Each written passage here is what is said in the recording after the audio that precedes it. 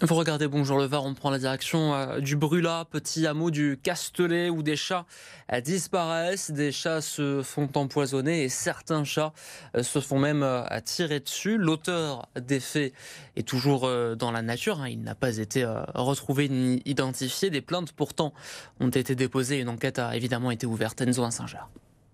En moins de 2 ans, près d'une vingtaine de chats sont morts ou ont été gravement blessés ici au hameau du Brûlat, au Castelet.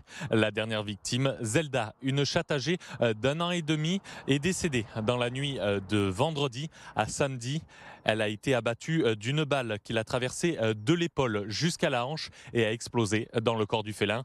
Émilie, sa propriétaire, est encore sous le choc. Donc elle n'est pas rentrée de suite et quand elle est rentrée, ça a été la catastrophe.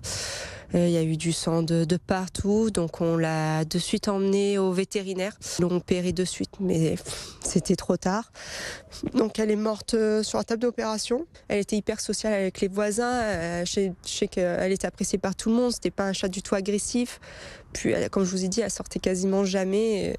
Je comprends pas que ça peut se passer, comment un être humain peut faire ça. Julien, lui aussi, a perdu son chat Mimiche le 18 décembre dernier, lui aussi tué par balle. Il veut que cela s'arrête. C'est des personnes qui sont sans cœur pour s'attaquer aux animaux. Et de l'inquiétude aussi pour les autres chats du voisinage. Parce que si ça peut arriver à mon chat, ça peut arriver à d'autres chats.